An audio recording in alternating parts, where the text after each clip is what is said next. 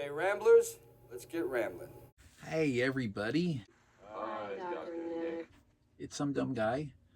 Welcome to episode number 44 of SumDumWatch. This is my weekly series celebrating physical media in all its glory and the wonders of the theatrical experience today. This episode is going to cover the week of July 28th through August 4th. And this is my weekly series where I chronicle what I've watched from my physical media library and my theatrical attendances as well. This might be, historically, the briefest episode I've ever had as far as length and content volume in which I watch, because I got a lot going on. I don't have a lot of time to watch, but let's show. First time viewing for me, and one that I went in as a complete blind buy and blind watch, knowing absolutely nothing other than a solid reputation and a recommendation. So I went and bought it. And this is a 4K. It's 2 hours and 12 minutes long. I think this came out in 2019.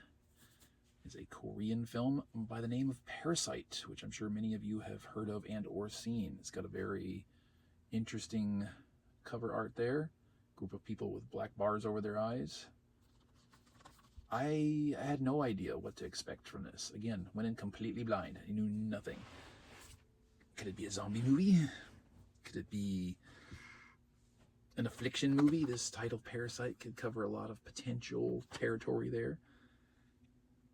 It opens up with a very poor-looking family in Korea. Their home life is abysmal, and they're struggling, and you see glimpses of the world around them, unsanitary conditions, neighbors taking public pisses right outside their living room window. And I thought, okay, well, this parasite thing could come from unsanitary living conditions that could spawn something. I don't know. But boy, did this film evolve into something I had no way of anticipating.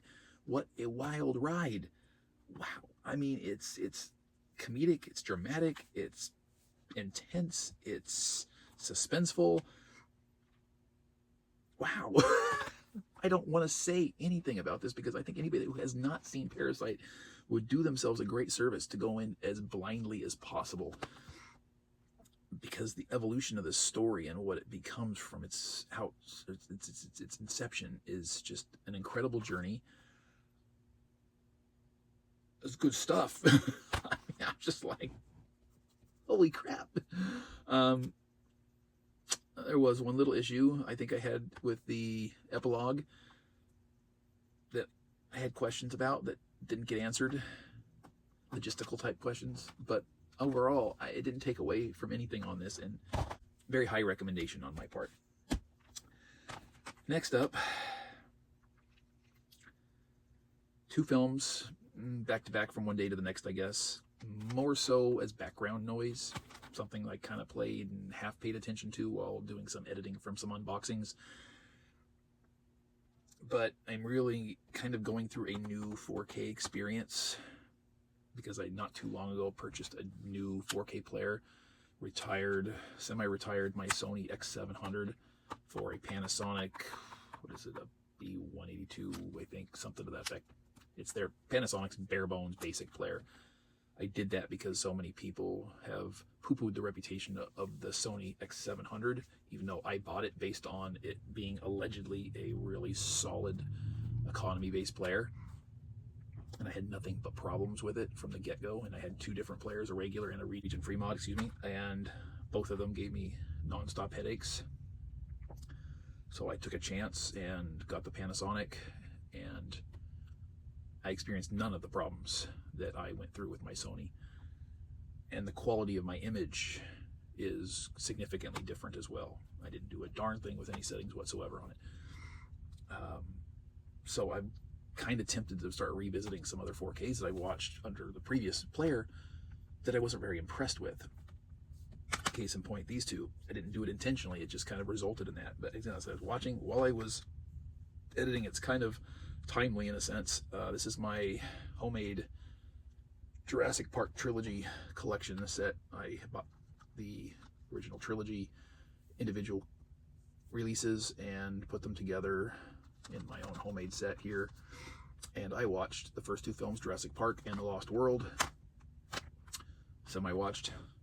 Watched more than I didn't watch, because I mean, you can't play Jurassic Park as a background film very well without getting distracted by it and immersed. Ultimately, I didn't get a whole lot of editing done, but a little bit towards the lulls of the story, right?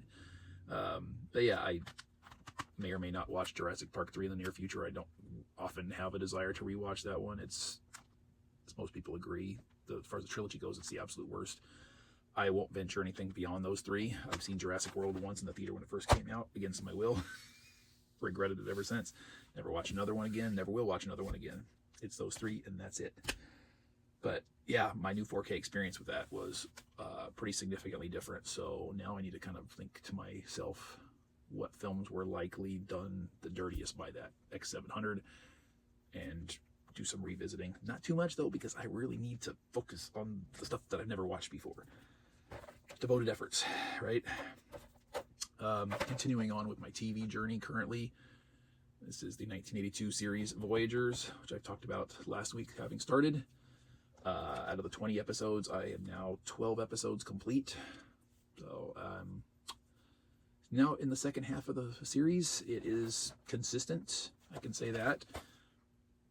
I am slightly disappointed that no further background history on our, well, I don't know which way, our older male main character, because I don't know which is officially labeled the main character, but our Voyager by trade and profession, no additional details or history on this man have been revealed, which is disappointing. You know, you've got a time traveler that you don't know what time frame he's from.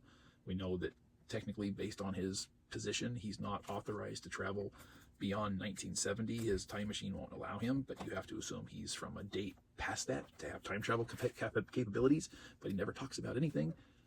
And yet his normal attire here suggests historical in nature, and that's always the fallback costume he's wearing. But it's a fun, silly, moderately campy historical romp, jumping from one period in the past to another, different locations. It's humorous to note that no matter what time frame these gentlemen end up in, wearing the same clothes, almost never get remarked upon by people. Like, what the hell are you wearing? This isn't period specific or appropriate. They go into different parts of the world, and everybody speaks and understands English no matter what time frame they go. You go into ancient China, and you get Chinese men walk up and start speaking English to them out of nowhere. It's just like, wait, what? It's part of its charm. You know, just like you get this little disclaimer at the end of every episode encouraging children or just people in general that are watching it, and they're like, hey, if you're interested in this particular historical subject, head to the library, because all this stuff you can learn more is in books, right? And it's like, cool, public service PSAs, right? Last but not least, tonight, I had an experience.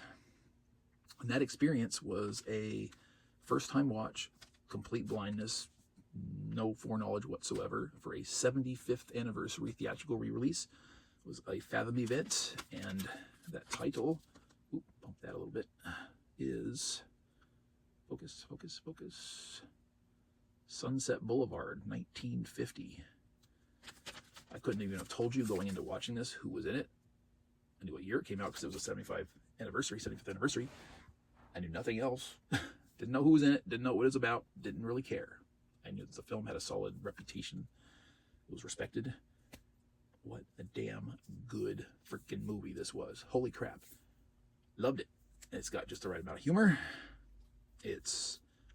I need to look a little into this, but for those of you who have seen or are familiar with Sunset Boulevard, does this one qualify as film noir? Because I could see it being yes, but I can also see it being no. I don't still quite have a full grasp of what film noir is and what defines it.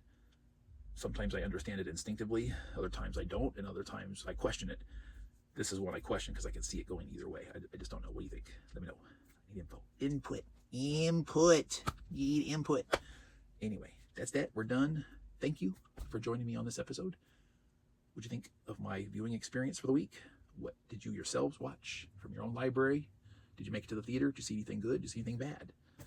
Engage, interact via word box below. I shall see you in whatever I do next. Probably an unboxing video. Maybe SumDumWatch. Maybe something special. Maybe a location shoot. I don't know. Could be anything. Could be a review. I don't know. We'll see. Bye. Good night. Alan.